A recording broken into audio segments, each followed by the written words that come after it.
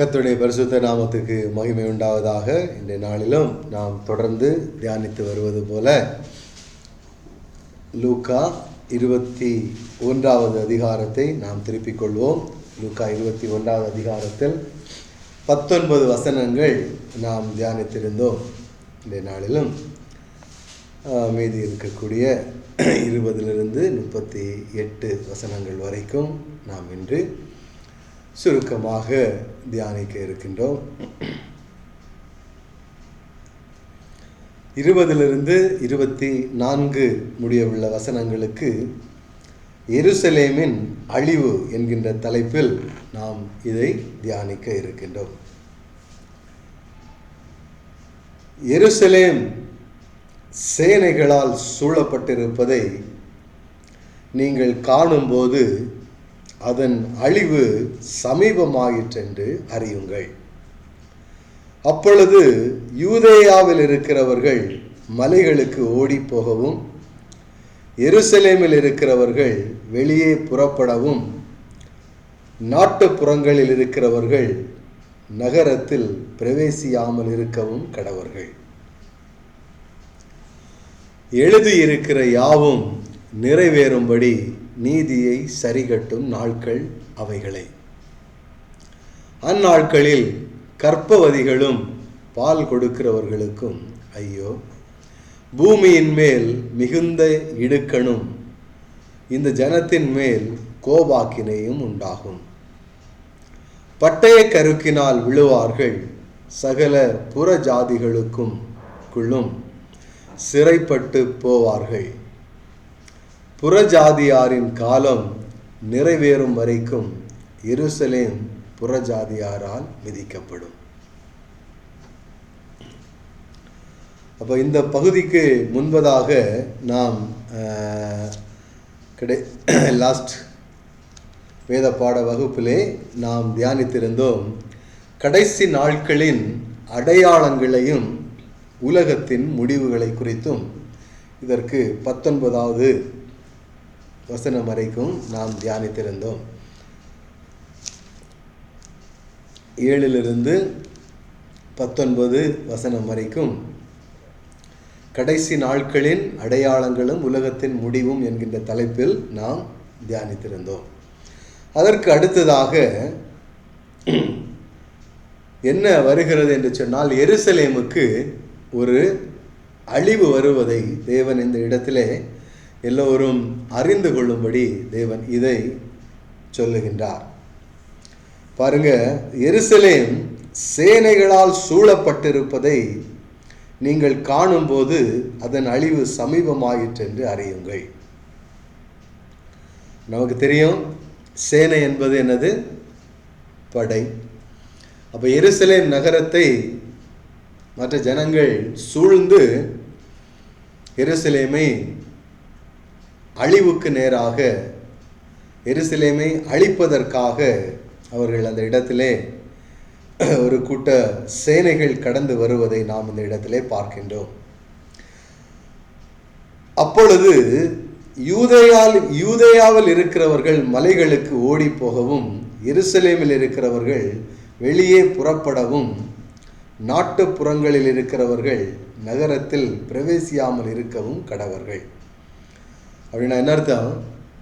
எருசலேமினுடைய அழிவு நெருங்கி வரும் பொழுது, எருசலேமை சேனைகள் சுற்றி நின்று எருசலேமை அழிவுக்கு நேராக கடந்து வரும் பொழுது நீங்கள் என்ன செய்ய வேண்டுமா? எந்தெந்த இடத்துல நீங்கள் இருக்கிறீங்களோ அந்தந்த இடத்துல நீங்கள் என்ன செஞ்சீங்க?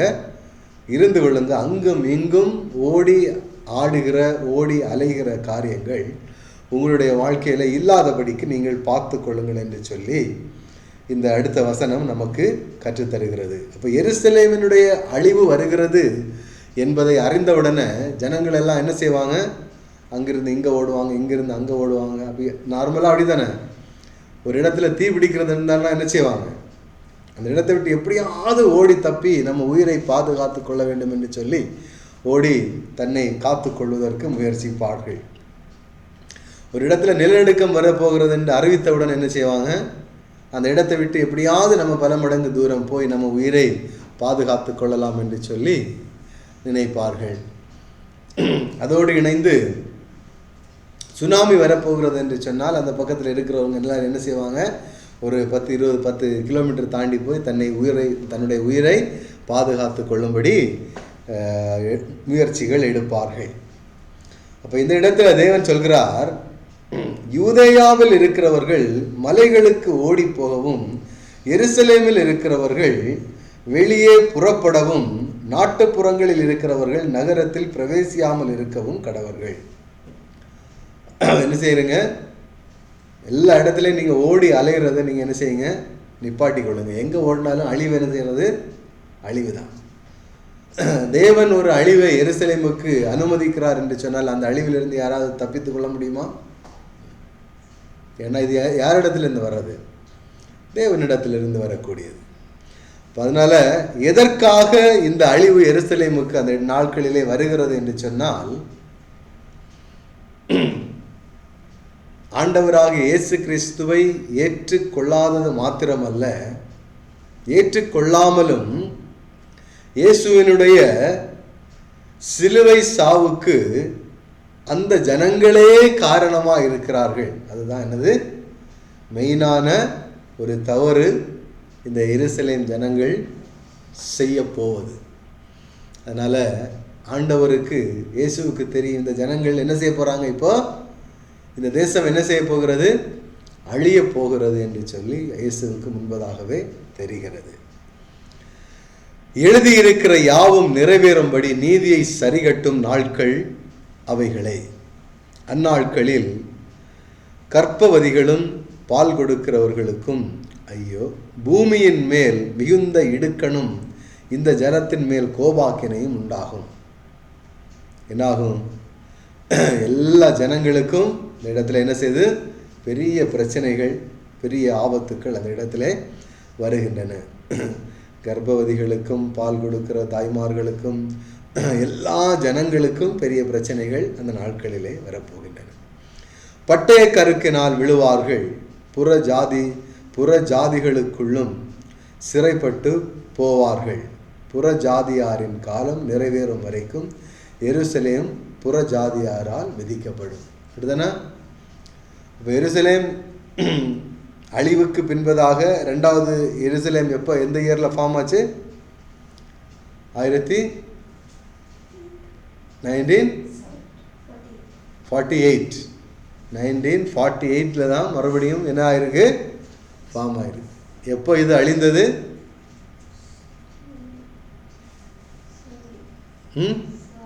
70. அப்போ இயேசு கிறிஸ்துவுக்கு பின்பதாக, அதாவது ஏடி எப்போ ஆரம்பிக்கிறதுனா இயேசு கிறிஸ்துவுக்கு பிறப்புக்கும்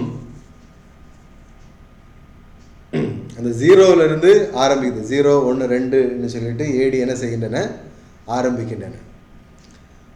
அப்போ இயேசு கிறிஸ்துவினுடைய பிறப்பை முன்னிட்டு தான் ஏடியினுடைய காலம் என்ன செய்கிறது, தொடங்குகிறது.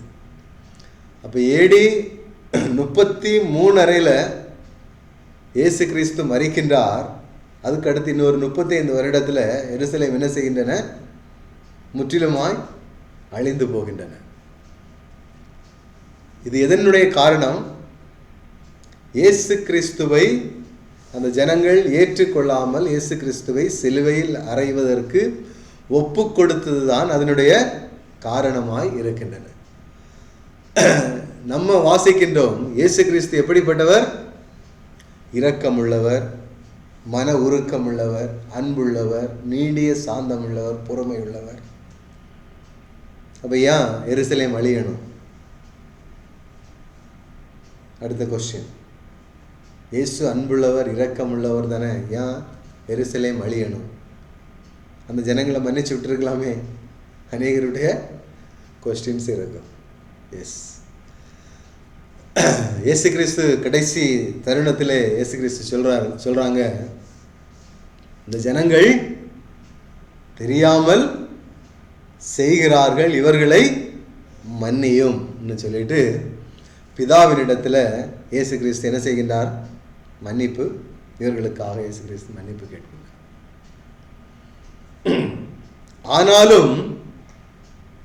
அவர்களுக்கு வர வேண்டிய தண்டனை என்ன செய்து வந்துதான் ஆகும்.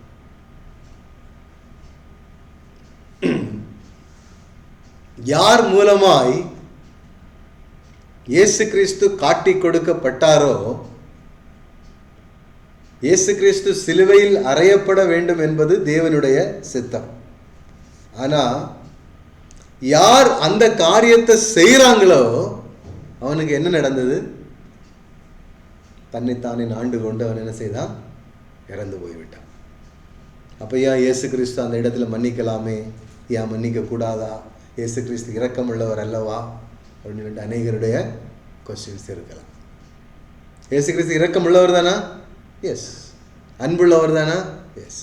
நம்ம எவ்வளவு தவறு செஞ்சாலும் நம்மை மன்னிக்கக்கூடிய அன்புள்ள தேவன். இந்த இரண்டு காரியங்களையும் நாம் பார்க்கும் பொழுது இதற்கான பதில் என்பது பிதாவினிடத்தில் இருக்கின்றன. ஒரு சில மறைபொருட்கள் இன்று வரைக்கும் மறைக்கப்பட்டதாகவே இருக்கின்றன. இயேசு அன்புள்ளவர் தான். எஸ். இயேசு நீதி உள்ளவர் தான், பொறுமை உள்ளவர் தான். சிறியரில் ஒருவனுக்கு இடரல் வருவது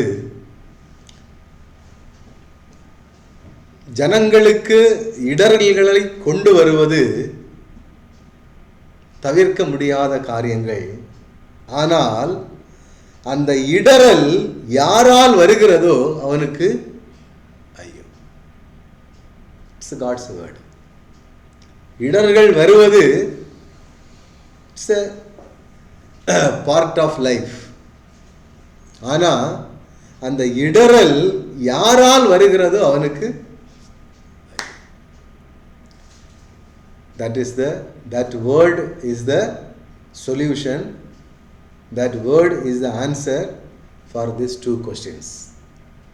ஏன் எருசலேம் ஜனங்களுக்கு இது நேர்ந்தது? ஏன் யூதாசுக்கு இது நேர்ந்தது? இது ரெண்டுக்கும் என்ன ஆன்சர்? இடர்கள் வராமல் போவது, இடர்கள் வருவது அவசியம். ஆனால் அந்த இடரல் யாரால் வருகிறதோ அவனுக்கு ஐயோ. ஸோ நம்முடைய ஜெபம் எப்படி இருக்க வேண்டும்? ஆண்டவரே, என் நிமித்தம் இந்த இடரல் வராதபடிக்கு என்னை பாதுகாத்துக் கொள்ளும் என்று சொல்லி நாம் என்ன செஞ்சுக்கலாம்? ஜெபித்துக் கொள்ளலாம். அந்த இடரல்களிலிருந்து நாம் நம்மை பாதுகாத்துக் கொள்ளலாம். அந்த இடர்கள் செய்யக்கூடிய ஆட்கள் நாமாய் இல்லாதபடிக்கு நாம் என்ன செய்ய வேண்டும்? பாதுகாத்துக் கொள்ள வேண்டும். நேற்று தினத்திலே ஒரு சகோதரனை சந்திக்க நேர்ந்தது. அப்போ பழைய ஒரு காரியத்தை குறித்து பேச வேண்டிய ஒரு சூழ்நிலை அந்த இடத்துல ஏற்பட்டன. அப்போ அந்த இடத்துல பேசிக்கொண்டிருக்கும் பொழுது இப்போ ஒரு மனிதன் 2 பேருடைய காண்டாக்ட் இருக்கு. ஒரு மனிதனுக்கு 2 பேரோடு காண்டாக்ட் இருக்கின்றன. ஆனா இந்த 2 பேருக்கும் இன்னொரு நபரோட, இந்த நபருக்கு இந்த 2 பேரோட காண்டாக்ட் இருப்பதும் என்ன செய்யாது? தெரியாது. தெளிவாக புரிந்து கொள்ளுங்கள். இயேசுவும் இருக்கின்றார், நானும் இருக்கின்றேன். இல்லை, நானும் இருக்கின்றேன், இன்னொரு சகோதரனும் இருக்கின்றார். இப்போ ஜெய்ரஸ் என்னோட காண்டாக்டா இருப்பது ஜேடனுக்கு தெரியல. ஜேடனுக்கு என்ன தெரியல? ஜெய்ரஸ் என்னோட காண்டாக்டா இருப்பது ஜெய்டனுக்கு தெரியல. ஆனால் ஜெய்ரஸ் என்ன செய்யறான்? 2 பேருடைய காண்டாக்டை வச்சுக்கிறான். ஆனால் ஜெய்டனுக்கு அப்பாவோட ஜெய்ரஸ் காண்டாக்டில் இருக்கான் அப்படின்னு உள்ளது ஜெய்டனுக்கு தெரியல. அப்போ அப்படி ஒரு சூழ்நிலை இருக்கும் பொழுது ஜெய்ரஸும் அதை சொல்ல மாட்டேன்றான். நான் ஜெய்டனோடையும் காண்டாக்டில் தான் இருக்கேன், உங்களோடையும் காண்டாக்டில் தான் இருக்கிறேன், அவங்களும் என்னை வழி நடத்துகிறாங்க, நீங்களும் என்னை வழி நடத்துகிறீங்க அப்படின்ற மாதிரி ஜெய்ரஸ் சொல்ல மாட்டேன்றான்.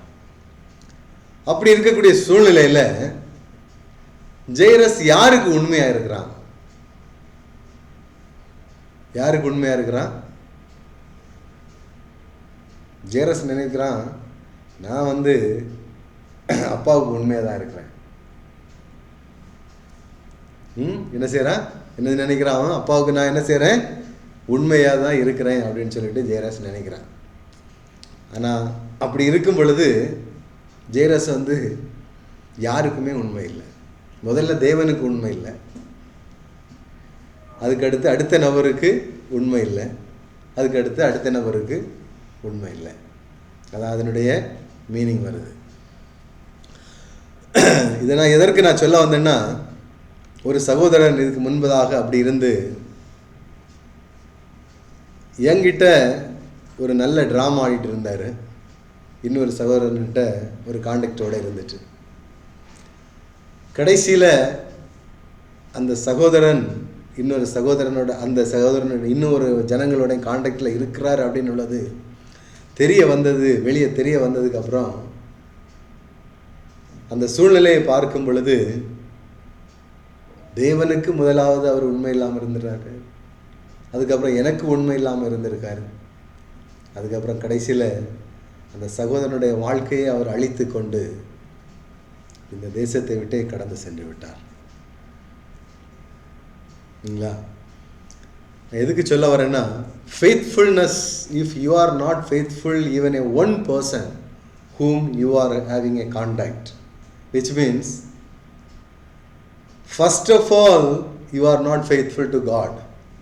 If you are faithful to God, you will be faithful to everyone.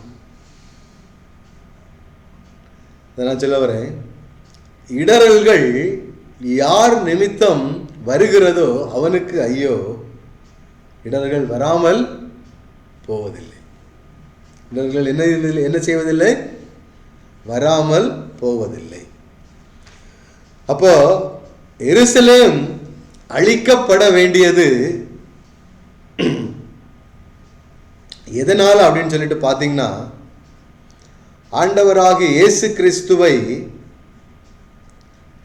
அவருடைய போதகத்தையும் அவருடைய இயேசுவாகிய கிறிஸ்துவையும் அவர்கள் ஏற்றுக்கொள்ளாமல் கிறிஸ்துவை சிலுவையில் அறைவதற்கு காரணமானவர்களாக அவர்கள் வாழ்ந்தார்கள். வாழும் பொழுது அவர்கள் என்ன செய்தார்கள்? அவர்கள் அந்த அந்த முழு தேசமே எதற்கு ஒப்பு கொடுக்கப்பட்டது? அழிவுக்கு நேராக ஒப்பு கொடுக்கப்பட்டது. எருசலேமு செய்த தவறுக்கு எருசலேம் எப்பொழுது அழிக்கப்பட்டது என்று சொன்னால், 35 வருடங்களுக்கு பின்பதாக, ஆல்மோஸ்ட் அடுத்த ஜெனரேஷனுடைய வாழ்க்கை நிரம்பி வரும் பொழுது. ஃபார் எக்ஸாம்பிள், எனக்கு இன்னைக்கு 35 வயசு எனக்கு இன்னைக்கு 33 வயசு எனக்கு ஆகுதுன்னு வச்சுக்கோங்க. நான் 70 வயசு எட்டும் பொழுது என்னுடைய பிள்ளைகள் எத்தனை வயசுல சேருவாங்க? ஒரு 45-50 வயசு. 70 வயசு ஆகக்கூடிய நான் என்னுடைய வாழ்க்கையை, என்னுடைய ஆக்டிவ் டைம் எல்லாம் அப்படியே முடிகிறது. என்னுடைய பிள்ளைகள் ஆக்டிவாய் செயல்படக்கூடிய அந்த நாட்களில் இந்த எருசலேம் தேசம் என்ன செய்யப்படுகின்றன? அழிக்கப்படுகின்றன. யார் செய்த தவறுக்கு யார் அழிக்கப்படுகிறார்கள்? பார்த்தீங்களா? You understand what I am trying to say? தேவனுக்கு விரோதமாய் காரியங்கள் செய்யப்படும் பொழுது அவங்க என்ன இவ்வளோ அட்டூழியம் பண்ணாங்களே, அவங்க இன்னும் இருக்கதானே செய்கிறாங்க அப்படின்னு சொல்லிட்டு என் மனைவி ஒரு சில பேரை காரியங்களை சொல்லி என்னட்ட கேட்கிறது உண்டு. நான் சொல்லுவேன், it is not on my hand, it is on God's hand. Punishment எப்போ எந்த ரீதியில் எப்படி வரும்னு சொல்லிட்டு எனக்கு தெரியாது, பட் பனிஷ்மெண்ட் வில் கம். என்ன சொல்ல? Punishment will come. அந்த தேசம் அழிக்கப்படும் பொழுது, 35 வருடத்திற்கு பின்பதாக அந்த எருசலேம் தேசம் அழிக்கப்படும் பொழுது, அந்த நாட்களில் யங்ஸ்டராக இருக்கக்கூடிய அந்த பிள்ளைகளுக்கு ஏன் இந்த காரியம் இந்த தேசத்திற்கு நடக்கிறது என்று சொல்லி அவர்களுக்கு தெரியாது. நம்முடைய தேசம் தேவனால் தெரிந்து கொள்ளப்பட்ட தேசம் அல்லவா? நாம் தேவனால் முன்குறிக்கப்பட்ட பிள்ளைகள் அல்லவா? தேவன் நம்மளை தெரிந்து கொண்டு இந்த தேசத்திலே கொண்டு வந்து நிறுத்தி இருக்கின்றார் அல்லவா? ஏன் இந்த அழிவு என்று சொல்லி அன்னைக்கு வாழக்கூடிய அந்த யங்ஸ்டர்ஸ் என்ன செய்யாது? they don't know.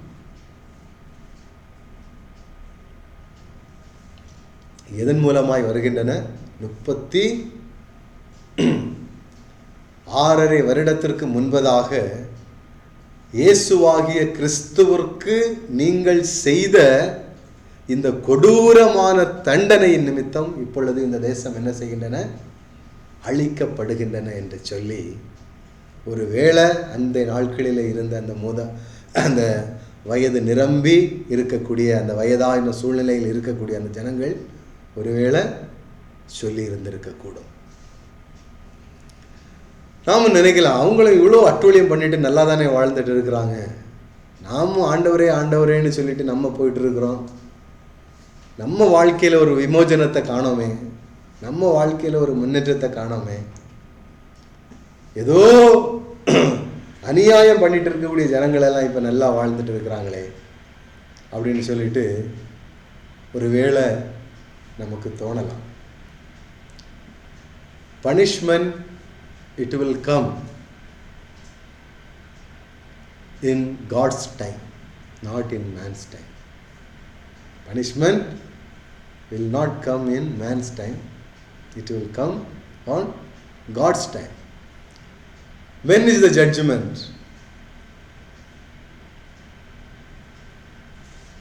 When Jesus Christ comes second. On his second coming there will be a judgment. But when? Today, tomorrow, day after tomorrow, next year, this month, next month? No one knows. Only God knows. That is the judgment day. அதனால இன்று இப்பொழுது தேவனுக்கும் நம்முடைய மனசாட்சிக்கும் நாம் காண்கின்ற ஜனங்களுக்கும் உண்மையும் உத்தமமாய் வாழ்வதற்கு நாம் என்ன செய்ய வேண்டும்? கற்றுக்கொள்ள வேண்டும். இதுதான் நம்முடைய வாழ்க்கையில் மிக முக்கியமான காரியங்களில் ஒன்றாக காணப்படுகின்றன. So faithful life is very important, truthful life is very important, and we should have always to be filled with Holy Spirit so that we will not stray, go away from God. Okay va? So we have to be very careful. பட்டய கருக்கினால் விழுவார்கள், புறஜாதிகளும் சிறைப்பட்டு போவார்கள், புறஜாதிகளின் காலம் நிறைவேறும் வரைக்கும் எருசலேம் புறஜாதியாரால் மிதிக்கப்படும். So AD 70 1948 வரைக்கும் எருசலேம் என்கின்ற ஒரு தேசமே இல்லாத ஒரு சூழ்நிலை இந்த பூமியிலே காணப்பட்டது. சரிதானா? How it happened? They are the God's chosen people. So let us be very careful in our life.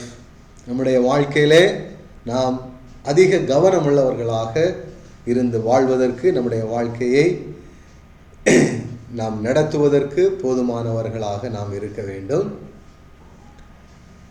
எந்த காரியத்திலும் சரி, தேவனுக்கும் நம்முடைய மனசாட்சிக்கும், நாம் இருக்கின்ற சபைகளிலும், நாம் சந்திக்கின்ற நபர்களிடத்திலும் இந்த டிராமா ஆடக்கூடிய இந்த ஆட்டங்கள் இல்லாதபடிக்கு சரிவர சரியான ஒரு ஸ்பிரிட்டோடு, திறந்த ஒரு உள்ளத்தோடு, உண்மை உத்தமமாய் வாழ்வதற்கு நாம் என்ன செய்ய வேண்டும்?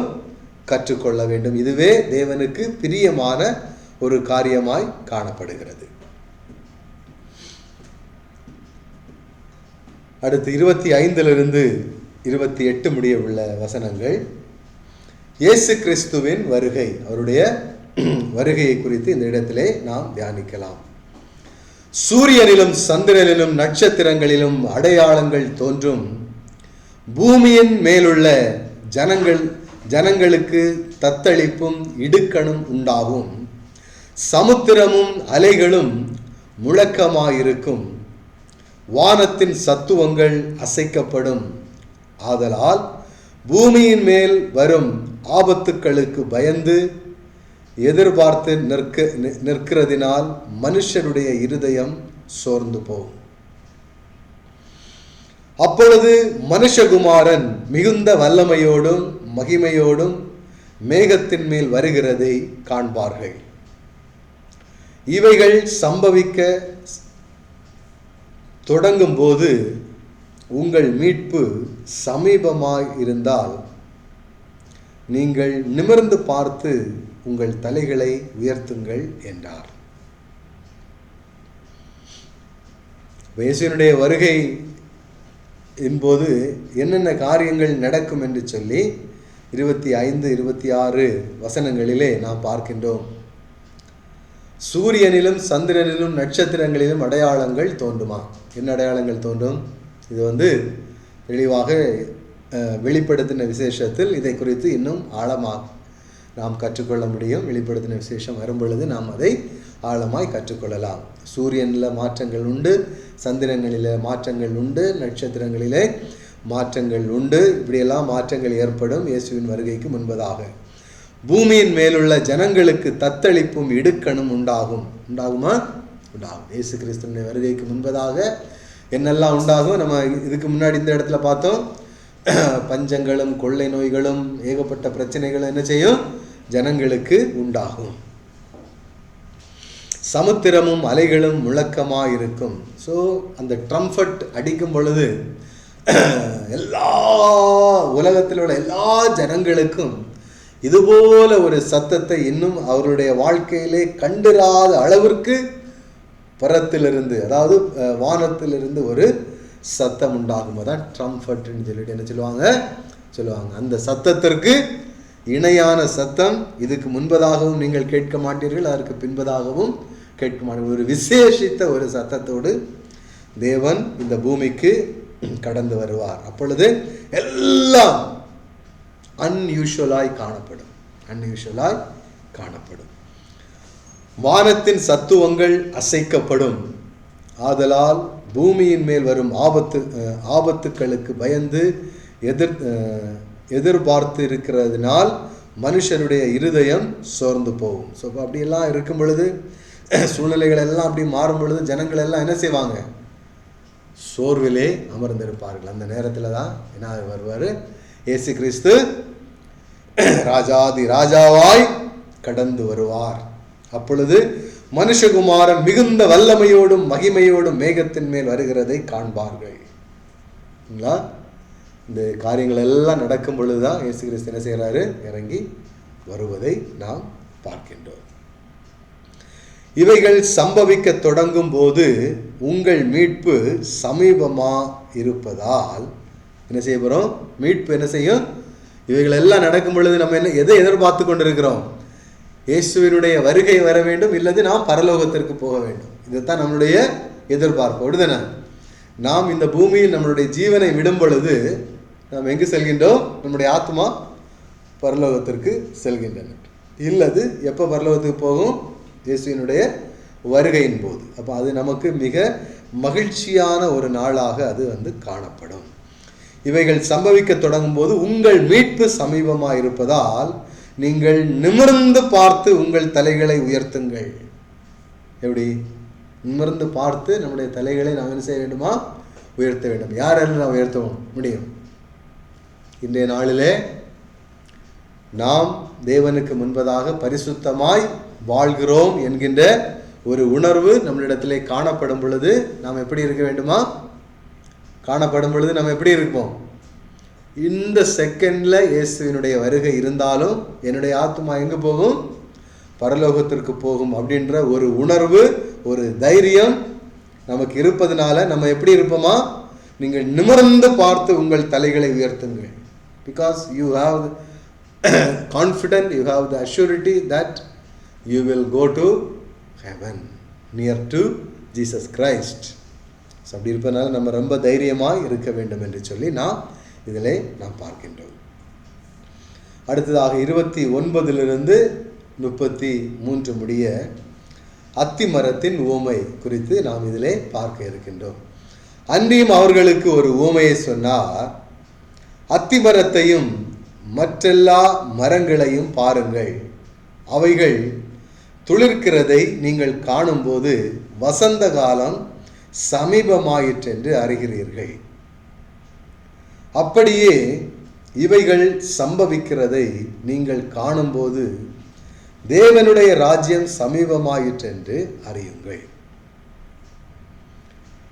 இவையெல்லாம் சம்பவிக்கும் முன் இந்த சந்ததி ஒளிந்து போகாது என்று மெய்யாகவே உங்களுக்கு சொல்கிறேன். வானமும் பூமியும் ஒளிந்து போகும், என்னுடைய வார்த்தைகளோ ஒளிந்து போவது இல்லை. பாருங்க, அன்றியும் அவர்களுக்கு ஒரு உவமையை சொன்னார். என்ன உவமைன்னு பார்த்தீங்கன்னா, அத்தி மரத்தையும் மற்றெல்லா மரங்களையும் பாருங்கள், அவைகள் துளிர்க்கிறதை நீங்கள் காணும்போது வசந்த காலம் சமீபமாயிற்று என்று அறிகிறீர்கள். அப்படின்னா என்ன அர்த்தம்? இப்போ பழைய காலத்துலலாம் நம்ம எங்கள் தாத்தா மார்களெல்லாம் இருக்கும் பொழுது, அப்போ அவங்க அப்படியே வானத்தை பார்த்துட்டு சொல்லுவாங்க, டேய் ரொம்ப சீக்கிரமாக வீட்டுக்கு போங்க, இன்னும் ஒரு 1 ஹவரில் மழை பெய்கிற மாதிரி மேகம் இருக்குது அப்படின்னு சொல்லிட்டு சொல்லுவாங்க. அப்போ என்ன செய்வோம், டக்குன்னு எல்லோரும் என்ன செய்வோம், வீட்டுக்கு கிளம்பிடுவோம். ஆனால் என்ன செய்யும், மழை வரும். அவங்களுடைய அது அனுபவம், அவங்களுடைய கணிப்பு.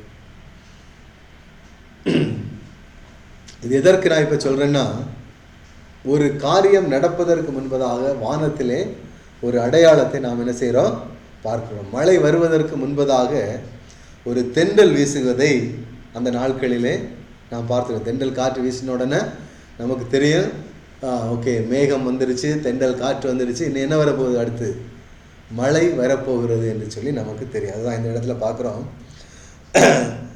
வசந்த காலம் சமீபமாயிற்று என்று அறிகிறீர்கள். எப்படி வசந்த காலம் சமீபமாயிற்று? அவைகள் துளிர்க்கிறதை நீங்கள் காணும் பொழுது. எதில்லையா, செடியெல்லாம் ஒவ்வொரு செடிகளுக்கும் என்ன செய்ய உண்டு, ஒவ்வொரு காலம் உண்டு. இப்போ சூடு அதிகமாக இருக்கும் பொழுது வாட்டர் மெலன் என்ன செய்யும், அதிகமாய் விளையும். இது தேவனுடைய படைப்பு. வாட்டர் மெலன் நம்ம சாப்பிடும் பொழுது சூடு என்ன செய்யும், ஆட்டோமேட்டிக்காக நம்ம உடம்புல கம்மியாகும். ஓகேவா? அது மாதிரி ஆரஞ்சுக்கு ஒரு காலம் உண்டு, ஆப்பிளுக்கு ஒரு காலம் உண்டு, மேங்கோ கிடைப்பதற்கு ஒரு காலம் உண்டு. அந்தந்த நாட்களில் அந்தந்த பழங்கள் கிடைக்கும். அப்போ இதில் அந்த ஊமையை நம்ம பார்க்கின்றோம். என்ன ஊமைன்னா, அத்தி மரத்தையும் மற்றெல்லா மரங்களையும் பாருங்கள். அப்போ அந்த மரங்கள், அத்தி மரம் வந்து துளிர்ந்து வரும் பொழுது என்ன வருகிறது, வசந்த காலம் வருகிறது. அப்போ வசந்த காலத்தில் தான் இங்கே என்ன கிடைக்கும், அத்திப்பழம் நமக்கு கிடைக்கும். அத்திப்பழம் நமக்கு கிடைக்கும் காலம் என்ன காலம், வசந்த காலம். அப்போ இது எதுக்கு சொல்கிறாங்கன்னா, இதற்கு முன்னாடி நம்ம வாசித்து தியானித்த இந்த எல்லா காரியங்களும் நடக்கும் பொழுது நாம் என்ன புரிந்து கொள்ள வேண்டும், இயேசுவினுடைய வருகை சமீபமாக இருக்கிறது என்று நாம் என்ன செய்ய வேண்டும், புரிந்து கொள்ள வேண்டும். அதற்காகத்தான் இந்த உவமைகள் எல்லோருக்கும், சின்ன பிள்ளைகளுக்கு சொல்லித் தருவது போல ஆண்டவராகிய இயேசு கிறிஸ்து நமக்கு என்ன செய்கிறாங்க, ஒவ்வொன்றாக ஒவ்வொரு பாட்டாக நமக்கு சொல்லித்தராங்க. இதை கற்றுக்கொண்டதற்கு பின்பதாகவும் அநேகருக்கு மனம் திரும்பாத ஒரு சூழ்நிலை. அதாவது மனம் திரும்புறது நான் என்ன சொல்ல வரேன்னா, நான் இன்னும் பாவம் செய்யலை அதனால நான் மனம் திரும்பிட்டேன்னு அர்த்தம் கிடையாது. ஓகேவா? மனம் திரும்புதல் ஒவ்வொரு நாளும் நம்மளுடைய வாழ்க்கையில் நடக்கக்கூடிய ஒரு ப்ராசஸாக இருக்க வேண்டும்.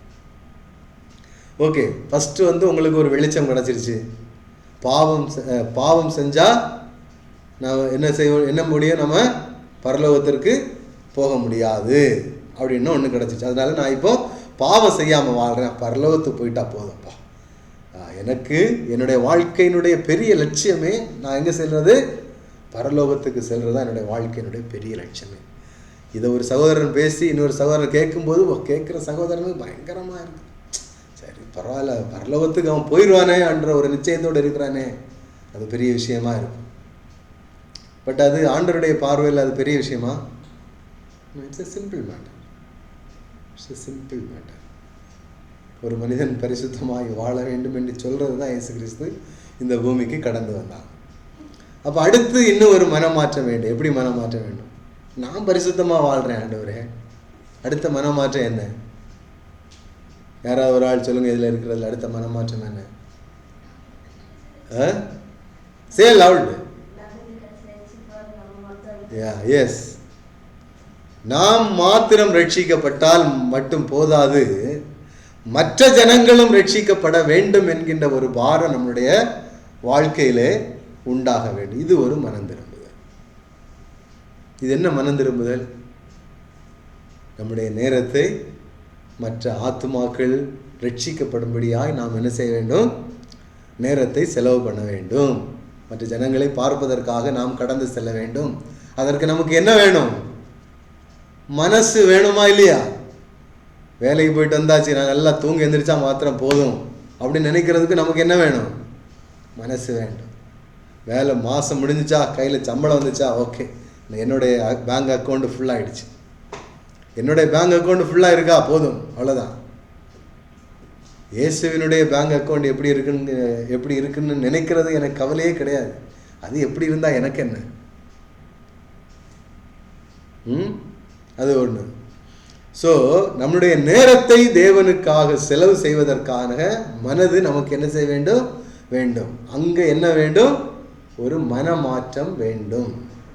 இருந்தாதான் ஆத்தும பாரம் என்பது நம்மளுடைய வாழ்க்கையிலே காணப்படும். இல்லைன்னா நான் பரலோகத்துக்கு போயிடுவேன். பரலோகத்துக்கு போகிறது நீங்கள் நேற்று ஆரம்பித்த ஒரு சபையில் இருந்தாலும் போதும், இன்னும் ஆரம்பித்த ஒரு சபையில் இருந்தாலும் போதும். அவங்க என்ன செய்வாங்க? இயேசு வருகிறார், உங்களை ரட்சிக்கும்படியாய் கடந்து வருகிறார். இயேசு கடந்து வந்திருக்கிறார், உங்களை ரட்சிக்கும்படியாய். ரட்சிப்பு தான் உனக்கு கிடைச்சி பல வருடங்கள் ஆகுது, அதுக்கப்புறம் என்ன செய்யற? ரட்சிப்பு தான் கிடைச்சி பல வருடங்கள் உனக்கு ஆகுது, அதுக்கப்புறம் என்ன செஞ்சுட்டு இருக்க? அதே ரட்சிப்புக்குள்ள தான் இருந்துட்டு இருக்கிறோம். நான் ரட்சிக்கப்பட்டேன், ஆமாம்மா ரட்சிக்கப்பட்டு இப்போ என்ன பண்ணிட்டு இருக்கேன்? ரட்சிக்கப்பட்டிருக்கேன். நான் சர்ச்சுக்கு போயிட்டு இருக்கிறேன், எல்லா சண்டையும் சர்ச்சுக்கு போகிறேன், எல்லா சண்டையும் சர்ச்சுக்கு போகிறேன், வாரேன், அது போதும். இதில் திருப்தி ஆகிற ஜனங்கள் ஒரு நாளும் வாழ்க்கையில் என்ன செய்ய மாட்டாங்க? தேவனுடைய பாரத்தை தன்னுடைய பாரமாக எடுத்துக்கொள்ளவே மாட்டார்கள். நான் ரட்சிக்கப்பட்டேன், நான் சண்டை சர்ச்சுக்கு போயிட்டு வரேன், அந்த ஜனங்கள் என்ன செய்ய மாட்டாங்க? ஒரு நாளும் தேவனுடைய வாழ்க்கையில், தேவனுடைய பரிசுத்த பர்வதத்திலே கிரீடத்தை பெற்றுக்கொள்வதற்கான முயற்சியிலே அவங்க ஈடுபட மாட்டாங்க. அதுக்கு பட வேண்டும் சொன்னால் அதற்கான தனியான ஒரு பாரம் நமக்குள்ளாக உண்டாக வேண்டும். அது எல்லோருக்கும் உண்டாக வேண்டும். அதுதான் இயேசு கிறிஸ்து சொல்லியிருக்கிறார். எல்லா ஜனங்களுக்கும் அது என்ன செய்ய வேண்டும்? உண்டாக வேண்டும். ஸோ இயேசு கிறிஸ்து வருகின்ற அந்த நாளை எப்படி அறிந்து கொள்ள வேண்டுமா? எல்லா சூழ்நிலைகளும் எல்லா காரியங்களும் தேவன் சொன்னது போல நடந்து வருகிறதை நாம் பார்த்து கொண்டிருக்கின்றோம். அப்படி பார்த்து கொண்டு இருந்த பிறகும் நமக்கு ஒரு ஆத்தும பாரம் இல்லை. நாம் பிரேயருக்கு போகணும், வரணும், உட்காரணும், சாப்பிடணும், தூங்கணும், வேலைக்கு போகணும், நம்ம கடன் தீரணும், நமக்கு பில்டிங் கட்டணும், நமக்கு வீடு வாங்கணும், நமக்கு கார் வாங்கணும். இதெல்லாம் ஜென்ரலாக எல்லா மனிதர்களிடத்துலையும் இருக்கக்கூடிய ஒரு பாரம்.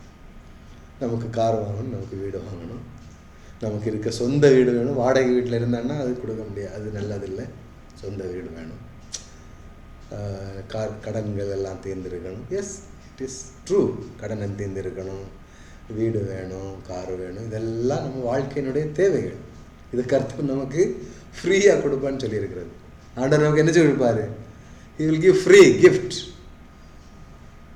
எப்படி ஆண்டவர் சொல்லியிருக்கார்? முதலாவது அவருடைய ராஜ்யத்தையும் அவருடைய நீதியையும் தேடுங்கள், அப்பொழுது இவைகளெல்லாம் உங்களுக்கு கூட கொடுக்கப்படும்.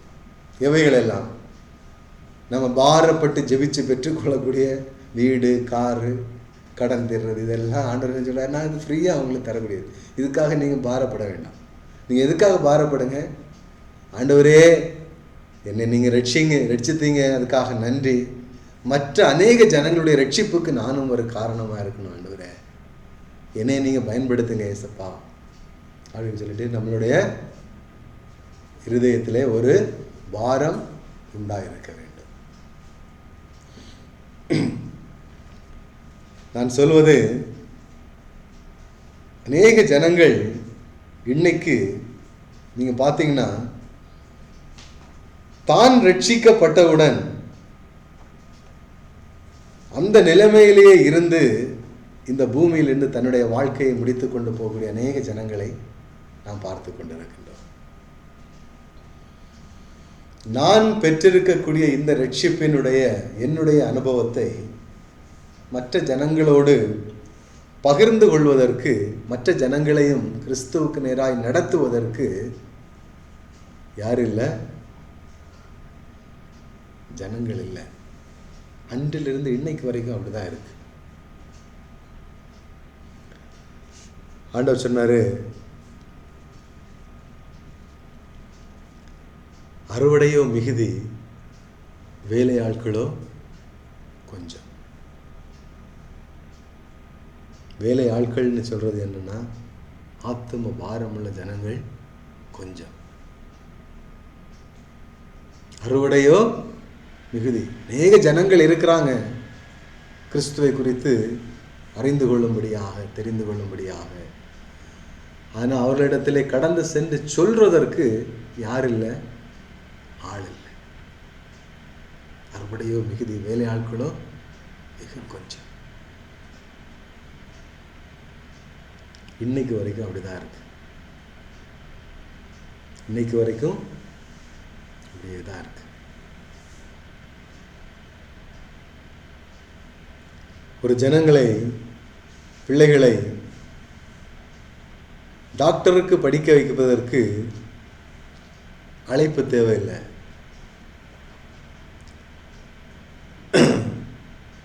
என்ஜினியரிங் படிக்க வைப்பதற்கு அழைப்பு தேவையில்லை.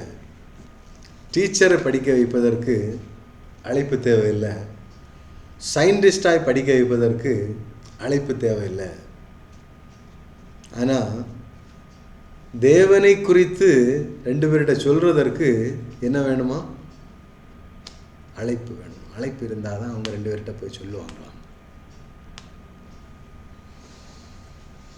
இன்னும் அண்டர்ஸ்டாண்ட் பண்ண முடிகிறதா வித்தியாசத்தை?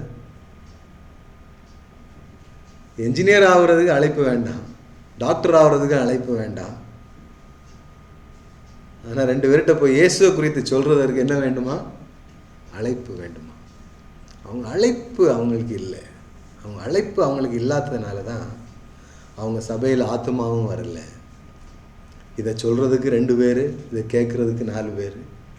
ஆமாம் ஆமாம் ஆமாம் ஆமாம் அது கரெக்டு தான் அப்படின்னு சொல்லி ஜால்ரா போடுறதுக்கு 2 பேர். என் அருமை தேவனுடைய பிள்ளைகளே, தேவன் உங்களையும் என்னையும் தெரிந்து கொண்டு உங்களையும் என்னையும் அழைத்து சபையிலே தேவன் உட்கார வைத்திருக்கின்றார். நாம் எல்லாரும் என்னப்பட்டவங்க? அழைப்பு பெற்றவர்கள். நமக்கு எல்லாருக்கும் என்ன உண்டு? அழைப்பு உண்டு. நமக்கு எல்லாருக்கும் என்ன உண்டு? அழைப்பு உண்டு. என்ன அழைப்பு உண்டு? நம்ம பெற்ற ரட்சிப்பை மற்ற ஜனங்களுக்கு சொல்வதற்கு நம்மிடத்தில் என்ன உண்டு? அழைப்பு உண்டு. இன்னும் அழைப்பு இல்லைன்னு யாரும் என்ன செய்யக்கூடாது? என்ன சொல்லக்கூடாதுன்னு யாரும் சொல்லக்கூடாது. நான் என்ஜினியரிங் படிக்கும்போது எனக்கு ஒரு அழைப்பு அங்கேருந்து இருக்குதான்னு சொல்லிட்டு பார்த்துட்டு நான் என்ஜினியரிங் படிக்கலை. சரிதானா? நீங்கள் எம்சிஏ படிக்கும்போது அழைப்பு இருக்குன்னு பார்த்துட்டு தான் எம்சிஏ படிச்சிங்களா? இல்லை. நீங்கள் அக்கௌண்டன்ட் படிக்கும்போது அக்கௌண்டன்ட் எனக்கு அழைப்பு இருக்கான்னு பார்த்துட்டு தான் படிச்சிங்களா? இல்லை. நீங்கள் 7th படிக்கும்போது எனக்கு அழைப்பு இருக்கான்னு பார்த்துட்டு தான் 7th ஸ்டாண்டர்ட் போனீங்களா? இல்லை. அப்படிதானே? It is a casual process in our life. ஆனால் கிறிஸ்துவ குறித்து 2 பேர்கிட்ட சொல்லணும்னு அழைப்பு வேணும். How Satan put this into everyone's mind. சாத்தானுடைய ஒரு தந்திரத்தை பார்த்து வச்சிருக்கீங்களா? கிறிஸ்துவுக்காக ஜனங்கள் எழும்பாதபடிக்கு, கிறிஸ்துவுக்காக ஜனங்கள் எழும்பாதபடிக்கு சாத்தான் கண்களை மூடி வைத்திருக்கக்கூடிய ஒரு சூழ்நிலை. அந்த கண்கள் என்ன செய்ய வேண்டும்? திறக்கப்பட வேண்டும். கண்கள் திறக்கப்பட வேண்டும். உங்கள் இருதயம் 34வது வசனம், 34 38 முடிய உள்ள வசனங்கள். இது நாம் அதிகாலை உபதேசம் என்கின்ற தலைப்பில் நாம் இந்த பகுதியை நாம் தியானிக்கலாம். உங்கள் இருதயங்கள் பெருந்திண்டியினாலும் வெறியினாலும் லௌகீக கவலைகளினாலும் பாரமடையாதபடிக்கும், நீங்கள் நினையாத நேரத்தில் அந்த நாள் உங்கள் மேல் வராதபடிக்கும் எச்சரிக்கையாயிருங்கள். பூமியின் மேலெங்கும் குடியிருக்கிற அனைவர் மேலும் அது ஒரு கண்ணியை போல வரும். ஆகையால் இனி சம்பவிக்க போகிற இவைகளுக்கெல்லாம் நீங்கள் தப்பி மனுஷகுமாரனுக்கு முன்பதாக நிற்க பாத்திரவான்களாக எண்ணப்படுவதற்கு எப்பொழுதும் ஜெபம் பண்ணி விழித்திருங்கள் என்றார். அவர் பகற்காலங்களில் தேவாலயத்திலே உபதேசம் பண்ணி கொண்டிருந்து இராக்காலங்களில் வெளியே போய் ஒலிவ மலை எண்ணப்பட்ட மலையிலே தங்கி வந்தார். ஜனங்கள் எல்லாரும் அவருடைய உபதேசத்தை கேட்கும்படி அதிகாலமே தேவாலயத்தில் அவரிடத்திற்கு வருவார்கள்.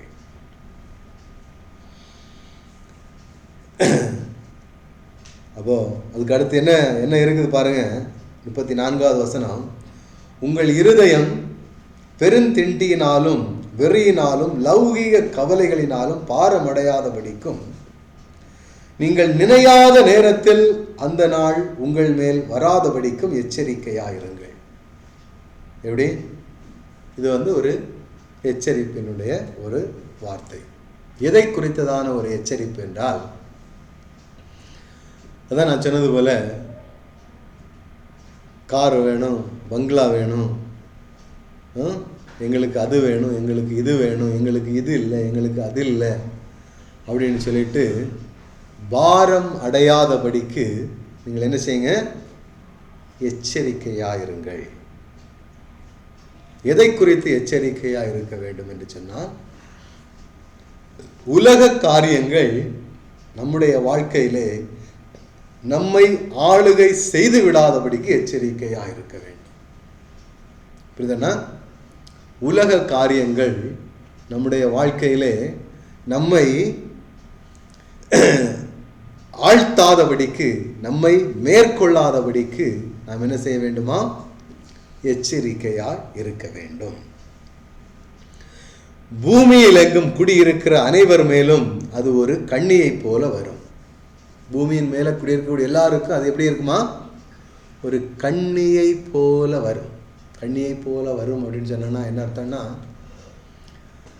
எந்த ஒரு மனிதனும் இருந்தா 1 கோடி ரூபாய் நீங்க வச்சுக்கிடுங்கன்னு சொன்னா யாரும் வேண்டான்னு சொல்ல மாட்டாங்க. யாரும் என்ன சொல்ல மாட்டாங்க? வேண்டாம்னு சொல்ல மாட்டாங்க. ஓகே கொடுங்க, நாங்கள் வச்சிருக்கிறோம் அப்படின்னு தான் சொல்லுவாங்க.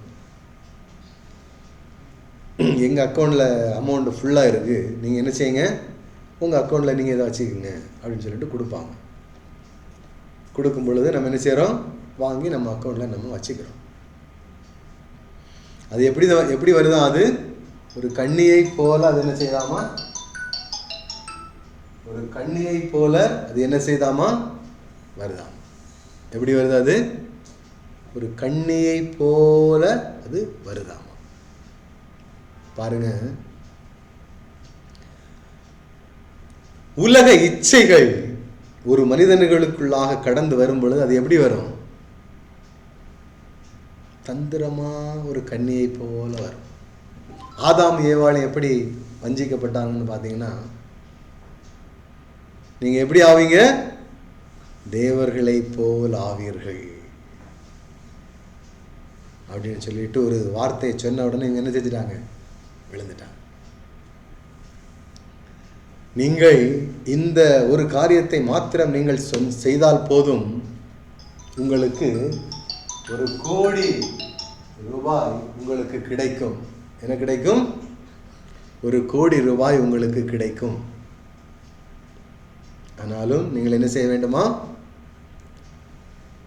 நீங்கள் இந்த தவறை செய்யுங்கள், உங்களுக்கு என்ன கிடைக்கும்?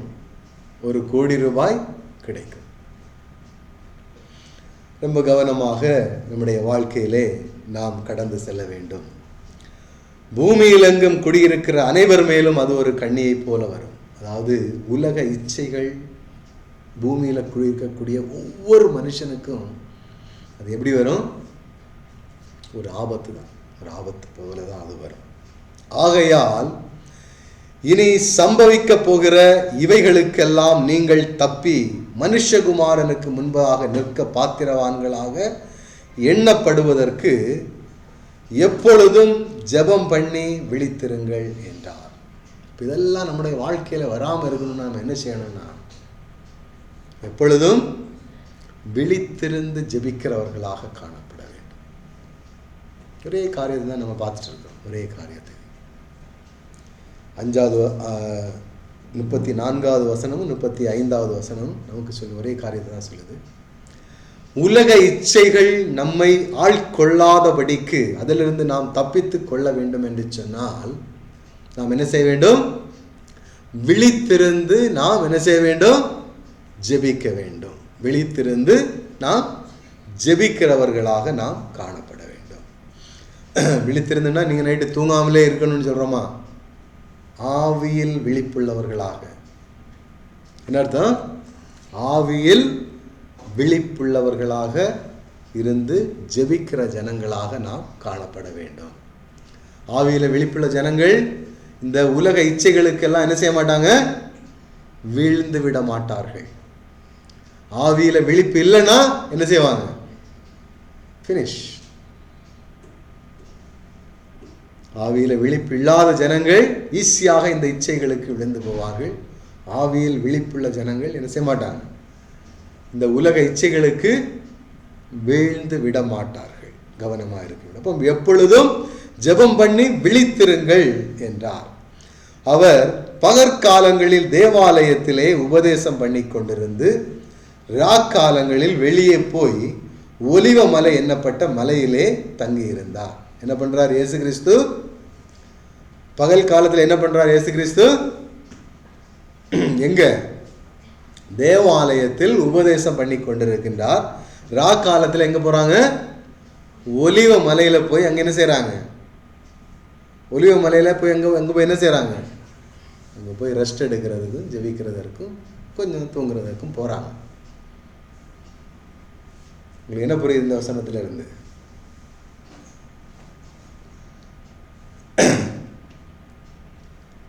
அண்ட சராசரங்களையும் படைத்து உலகத்தை ஆளுகை செய்து வருகின்ற தேவாதி தேவன் ஆண்டவராகிய இயேசு கிறிஸ்து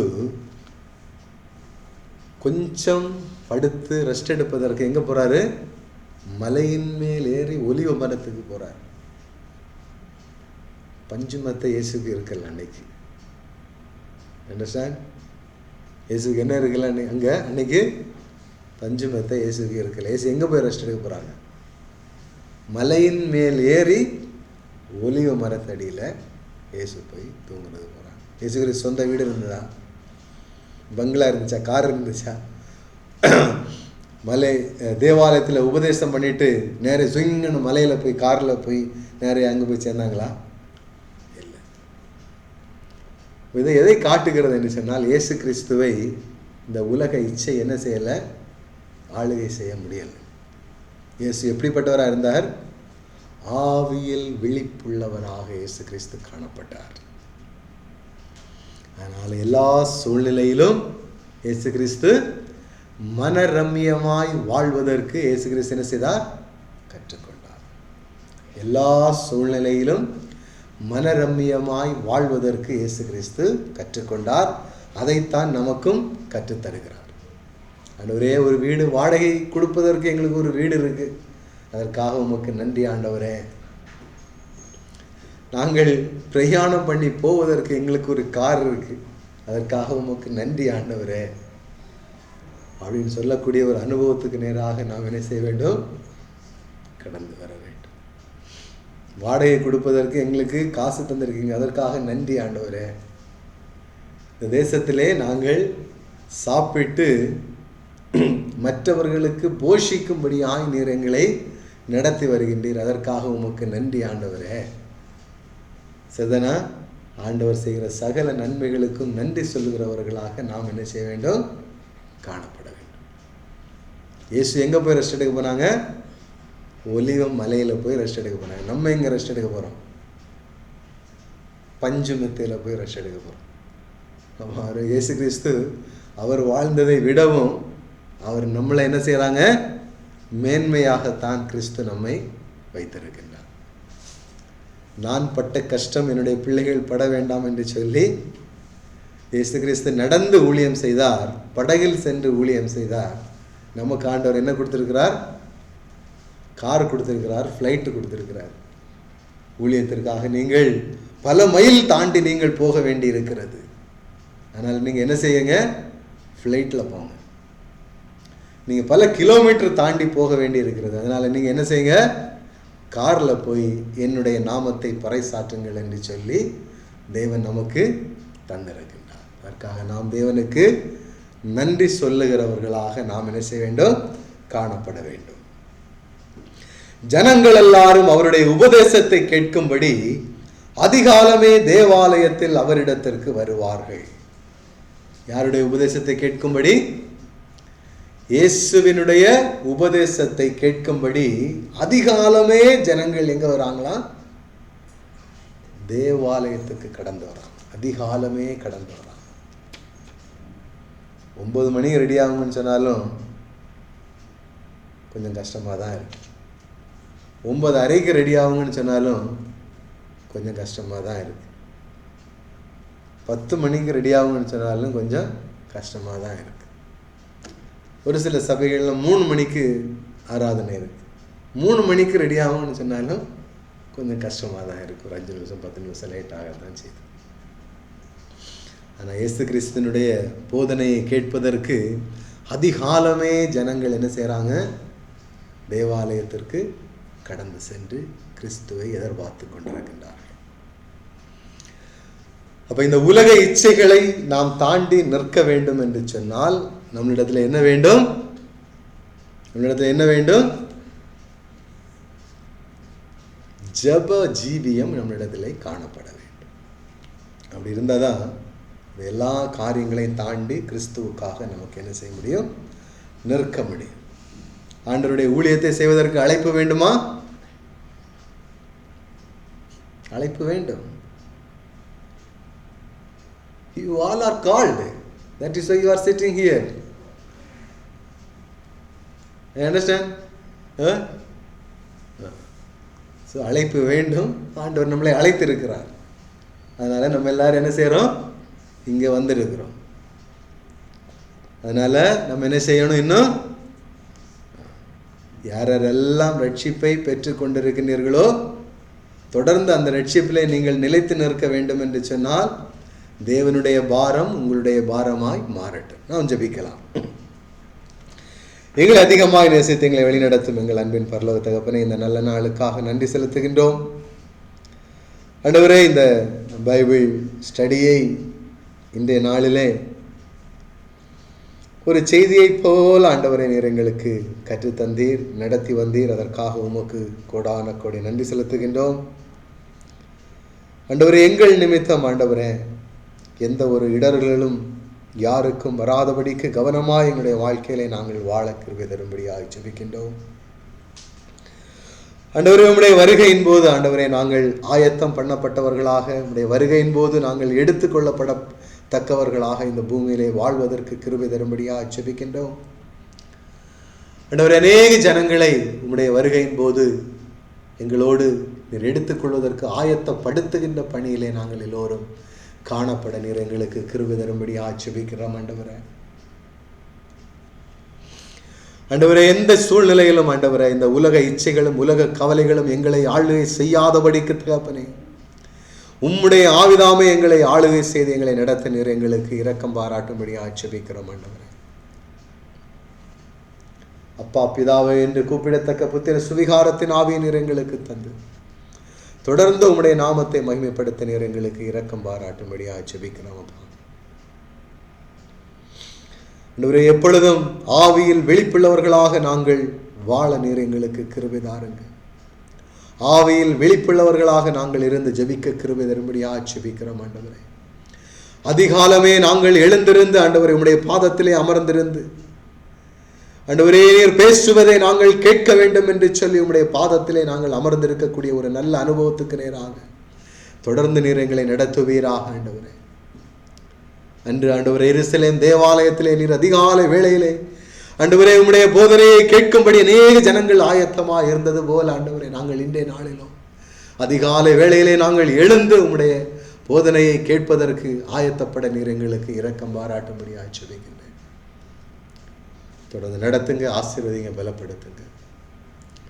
மீட்பராகிய இயேசு கிறிஸ்துவின் நாமத்தில் ஜெபிக்கிறோம் ஜீவனும் வல்லமையும் உள்ள நல்ல பிதாவே.